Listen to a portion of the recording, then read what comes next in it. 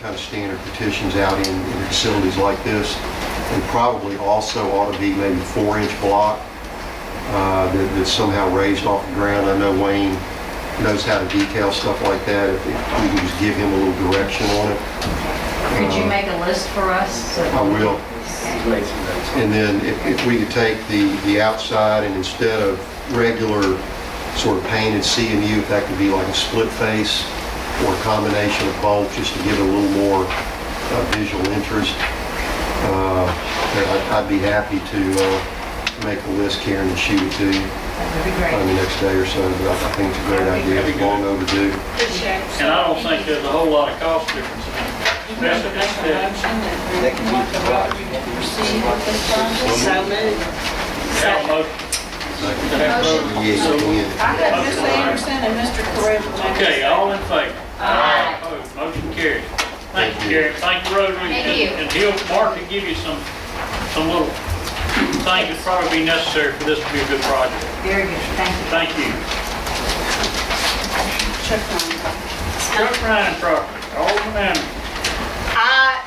As I drove by there this weekend, I looked, and of course, the portable trailer is still there sitting on the property. I understand there have been lawsuits. I want to know what the status is. I think that he has long overextended our hospitality to keep that trailer there. We have a brand new bank next to his property. When you see an office building there for Mr. Ryan, not a trailer. When I saw it on here today, I checked and called to make sure what's happening with it. To recap how it got in the knot it's in, Chuck Ryan entered into a contract to buy that property from whomever it was that owned it in, I want to say '03. Eddie Miller told me either '03, Eddie Miller's his lawyer, either '03 or '04. But when they got ready to close it, and they did a title search, they found what's called a Liz pendant. It's a lien with somebody else, somebody else is claiming they own an interest in that property. A guy named Mike Whalen. There's a lawsuit going on between the person who is selling to Chuck Ryan, not Chuck, but the person who's selling to Chuck Ryan and this guy named Mike Whalen. They're fighting over the property. Chuck Ryan's still sitting there with a contract up, waiting to close and own the land. He doesn't own it yet. Eddie Miller and Scott Gibson are the lawyers in the case. The case has been argued and briefed. It was at the Mississippi Supreme Court. Mississippi Supreme Court sent it to our Court of Appeals. It's been sitting there several months just waiting on a decision. Literally any day, the court decision could come in the mail saying the case is over with. Eddie Miller told me that if the decision came tomorrow, that Chuck Ryan would close within a matter of days on the property and is ready to start going, but Chuck cannot build because Chuck doesn't own it. And if God forbid, the seller loses, then Chuck Ryan doesn't have any right to be there at all and has to leave. And that's it in a nutshell. They still holding his money?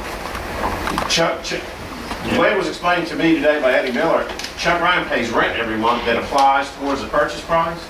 Pretty soon? Paid for pretty quick. Pretty soon it's paid for. I mean, it's already paid for, Okay, I was but wondering how you they did can't close on it until the lawsuit's over. But there's nothing else to do. All the briefs are submitted, they've argued, they're just waiting on a court decision.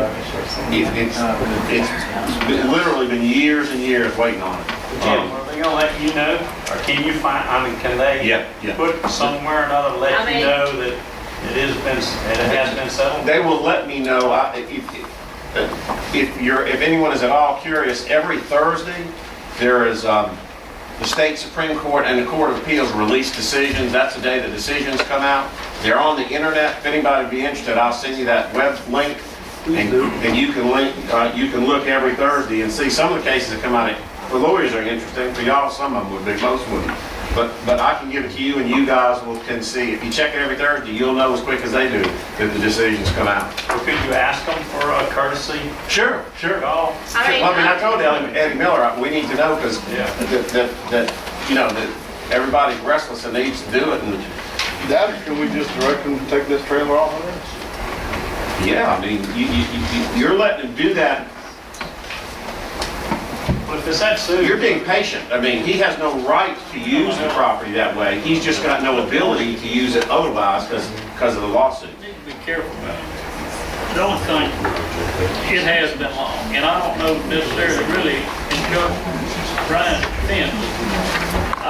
I really don't think he's put this off, or he's got. He's not a party to the lawsuit. There's nothing he can do. He's not even in the lawsuit. The lawsuit is between the person who's selling it to him and somebody else who claims an interest in the property. Chuck Ryan is just sitting there with his hands crossed. I mean, there's nothing he can do to move it along, but if you guys have lost your patience, you don't have to let him continue to do it in violation of the ordinance. I mean, you guys have just been patient waiting on his lawsuit.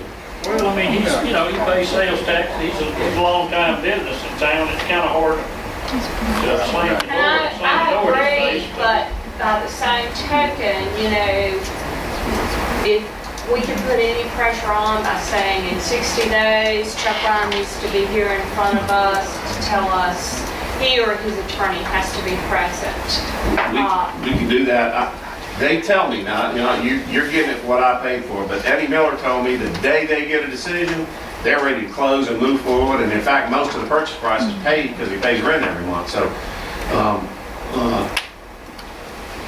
he says he's frustrated, but every Thursday I look at that list just out of curiosity, if nothing else, so we'll know the day that the court rules. And this has been before the Supreme Court, right?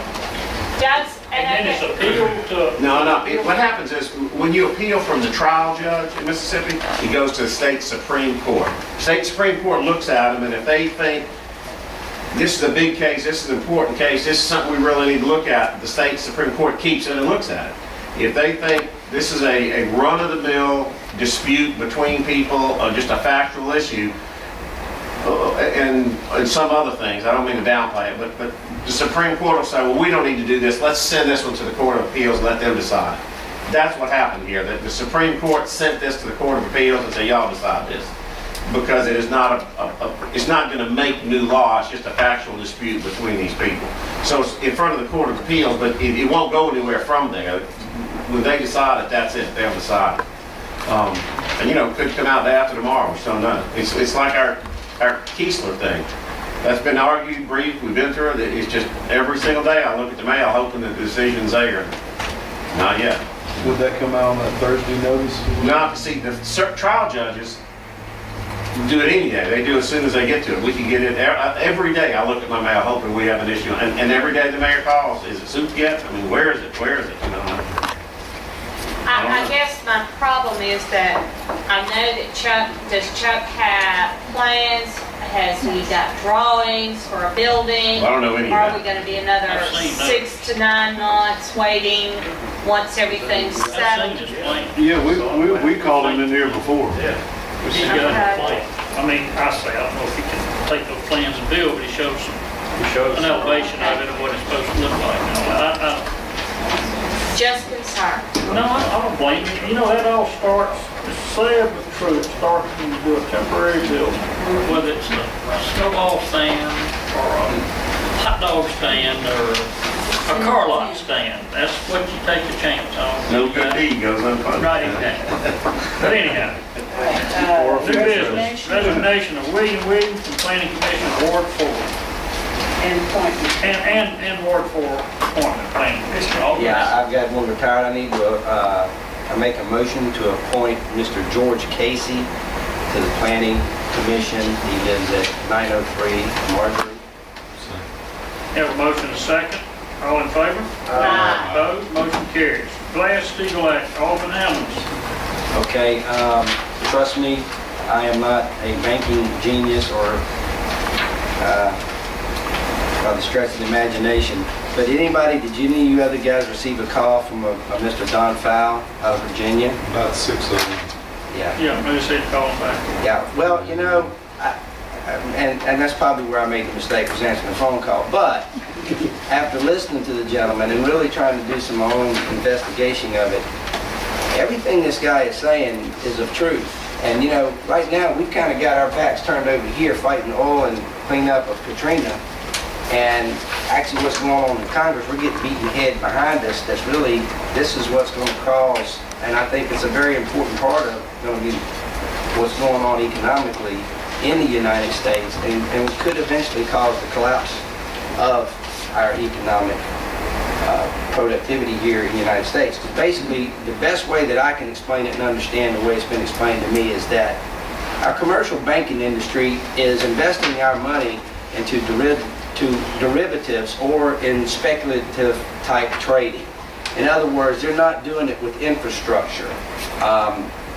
In simple terms that I made him explain to me was that basically what we want to see the money being, our money and tax dollars being put into is things like steel plants or car factory companies, something that's putting infrastructure back into the United States. The derivatives is just all paper, you know, that's all speculation. It's just basically just gambling with people's money because there's nothing tangible about it. So, and it's ways that they try to use our money to make quick money, okay? But at the same time, in a sense, it's hurting the small and banking industry because they don't want to do what our banks are doing with checking accounts and deposit accounts and all that. They just want to deal with the higher ends of the derivatives. So what they've done is, this is some kind of organization that he is with called the LaRouche PAC, and you can go online and investigate any of this. I know there's not enough information for you guys on it tonight, but I'm going to just ask that you look into it, because in 2 weeks I am going to try to push for us to try to just show our approval. That's all I'm going to be asking for, making a motion on, is that we approve the fact that we would like to see Congress pass the Glass-Steagall Act to try to protect us from what's going on in the commercial banking industry. And it's not just having to deal with the United States. This is something that's coming out of Europe and a lot of the banking industry, because we're no longer just dealing within the United States. I mean, we have it for a long time, but there's a lot more control going on that we're not aware of through Britain.